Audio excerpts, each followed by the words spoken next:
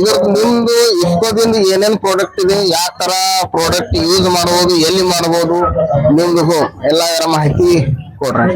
ನಮಸ್ಕಾರ ರೀ, ನನ್ನ ಹೆಸರು ಸುರೇಶ್ ಅಂತ, IFFCO sales officer Belur district. ಈಗ ಪಶು ಮೇಳ ಇರೋದಕ್ಕೆ ಇಲ್ಲಿ ಸ್ಟಾಲ್ ಹಾಕಿದ್ದೀವಿ. ಇದರಲ್ಲಿ ಮೇನ್ ಆಗಿ ನಮ್ಮ ಇಫ್ಕೋ ಕಂಪ್ನಿ ಕಡೆಯಿಂದ ಹೊಸ ಟೆಕ್ನಾಲಜಿ ಮಾಡಿದೀವಿ. ಮೊದಲೆಲ್ಲ ರಾಸಾಯನಿಕ ಗೊಬ್ಬರಗಳನ್ನ ನಾವು ಚೀಲದಲ್ಲೆಲ್ಲ ತಂದು ಯೂಸ್ ಮಾಡ್ತಿರ್ತೀವಿ. ಅದ್ರ ಬದಲು ಈಗ ನ್ಯಾನೋ ಟೆಕ್ನಾಲಜಿ ಬಂದಿದೆ. ನ್ಯಾನೋ ಟೆಕ್ನಾಲಜಿ ಮುಖಾಂತರ ನ್ಯಾನೋ ಯೂರಿಯಾ ಮತ್ತು ನ್ಯಾನೋ DAP ಪ್ರಾಡಕ್ಟ್ಗಳನ್ನ ತಂದಿದೀವಿ. ಮೇನ್ ಆಗಿ ಈಗ ನಾವು ನಿಮ್ಗೆ ಗೊತ್ತೈತೆ, ಈಗ ರಾಸಾಯನಿಕ ಗೊಬ್ಬರ ಯೂಸ್ ಮಾಡೋದ್ರಿಂದ ಏನಾಗುತ್ತೆ, ಭೂಮಿ ಮತ್ತು ವಾತಾವರಣ ಕಲುಷಿತವಾಗತೈತೆ. ಅದನ್ನ ಕಮ್ಮಿ ಮಾಡ್ಬೇಕು ಮತ್ತು ಭೂಮಿ ರೈತರಿಗೆ ಇನ್ಕಮ್ ಹೆಚ್ಚಾಗಬೇಕು ಮತ್ತು ಅವ್ರ ಎಕ್ಸ್ಪೆಂಡಿಚರ್ ನ ಕಮ್ಮಿ ಮಾಡ್ಬೇಕು. ಆ ಉದ್ದೇಶದಿಂದ ನ್ಯಾನೋ ಟೆಕ್ನಾಲಜಿನ ತಂದಿದ್ವಿ. ನಮ್ದು ಫಸ್ಟ್ ಆವಿಷ್ಕಾರ ಅಂತಂದ್ರೆ ನ್ಯಾನೋ ಯೂರಿಯಾ. ಈಗ ಮೊದಲು ಯೂರಿಯಾ ಚೀಲದಲ್ಲಿ ಬರ್ತಿತ್ತು 45 kg ಬ್ಯಾಗ್. ಅದರಲ್ಲಿ 46% ನೈಟ್ರೋಜನ್ ಇರ್ತಿತ್ತು ಮತ್ತೆ ಅದ್ರದ್ದು ರೇಟ್ 266 ರೂಪಾಯಿ. ಈಗ ನ್ಯಾನೋ ಯೂರಿಯಾ ಪ್ಲಸ್ ಅಂತ ಬಂದಿತ್ತು. ಇದರಲ್ಲಿ 20% ನೈಟ್ರೋಜನ್ ಇರುತ್ತೆ. ಬೆಳೆಗಳಿಗೆ ಇದನ್ನ ಯಾವ ತರ ಯೂಸ್ ಮಾಡ್ಬೇಕಂದ್ರೆ, ಸ್ಪ್ರೇ ಮಾಡ್ಬೇಕಾದ್ರೆ 1 ಲೀಟರ್ ನೀರಿಗೆ 4 ml ಹಾಕಿ ಸ್ಪ್ರೇ ಮಾಡ್ಬೇಕು. ಇದು 1 ಎಕರೆಗೆ ಸಾಕಾಗುತ್ತೆ. 1 ಎಕರೆಗೆ ಸಾಕಾಗುತ್ತೆ. ಕಬ್ಬಿಗಾದ್ರೆ ಸ್ವಲ್ಪ ಡೋಸೇಜ್ ಜಾಸ್ತಿ ಯೂಸ್ ಮಾಡ್ಬೇಕಾಗುತ್ತೆ. 1 ಲೀಟರ್ ನೀರಿಗೆ 6 ml ಹಾಕಿ ಸ್ಪ್ರೇ ಮಾಡ್ಬೇಕಾಗುತ್ತೆ. ಮತ್ತೆ ನ್ಯಾನೋ DAP ಇದನ್ನ 2 ವಿಧದಲ್ಲಿ ಯೂಸ್ ಮಾಡಬಹುದು. ಒಂದು ಬೀಜೋಪಚಾರ ಮಾಡಬಹುದು ಅಥವಾ ಬೆಳೆಗಳಿಗೆ ಸ್ಪ್ರೇ ಮಾಡಬಹುದು. ಬೀಜೋಪಚಾರ ಮಾಡ್ಬೇಕಂದ್ರೆ 1 ಎಕರೆ 1 ಚೀಲ 1 kg ಬೀಜಕ್ಕೆ 8 ರಿಂದ 10 ml ಹಾಕಿ ಮಾಡ್ಬೇಕು.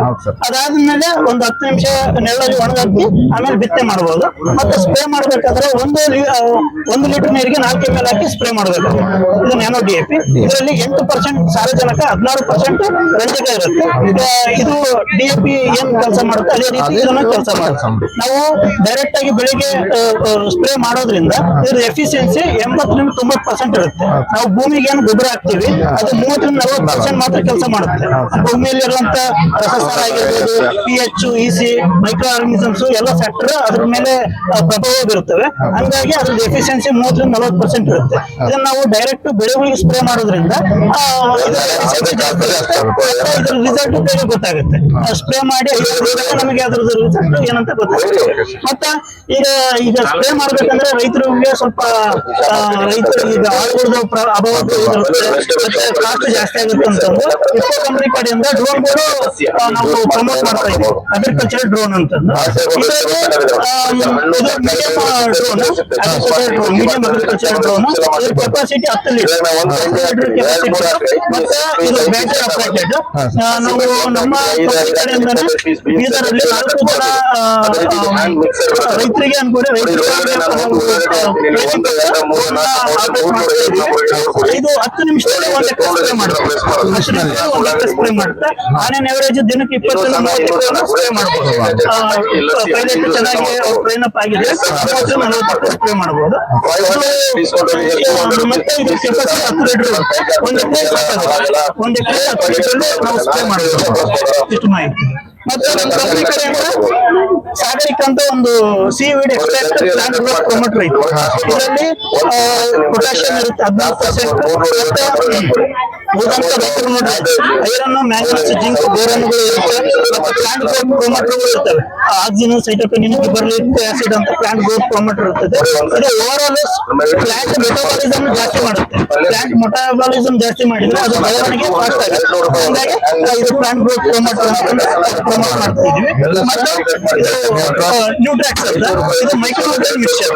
ಇದರಲ್ಲಿ 4 ಮೈಕ್ರೋನ್ಯೂಟ್ರಿಯೆಂಟ್ ಇರ್ತವೆ: ಐರನ್, ಮ್ಯಾಂಗನೀಸ್, ಜಿಂಕ್, ಬೋರಾನ್.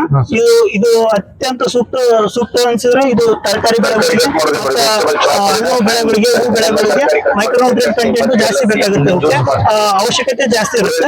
ಹಾಗಾಗಿ ಆ ಬೆಳೆಗಳಿಗೆ ಯೂಸ್ ಮಾಡಬಹುದು. ಇದನ್ನು 1 ಲೀಟರ್ ನೀರಿಗೆ 4 ml ಹಾಕಿ ಸ್ಪ್ರೇ ಮಾಡಬೇಕಾಗುತ್ತೆ. ಸರ್, ಅದು ಇಯರ್ಲಿ ಮಾಡಬಹುದಾ, ಏನು ಬೆಳೆಗೆ ಬೆಳೆಗೆ ಈಗ ಒಂದು ಬೆಳೆಗೆ ಬೇಸ್ ಒಂದು ಬೆಳೆ ಆಗುತ್ತೆ. ಈಗ ಹೂವು, ಹಣ್ಣು, ತರಕಾರಿ ಬೆಳೆಗಳಿಗೆ ಆದ್ರೆ ಎರಡು ಸ್ಪ್ರೇಗಳು ಮಾಡ್ಬೇಕಾಗುತ್ತೆ.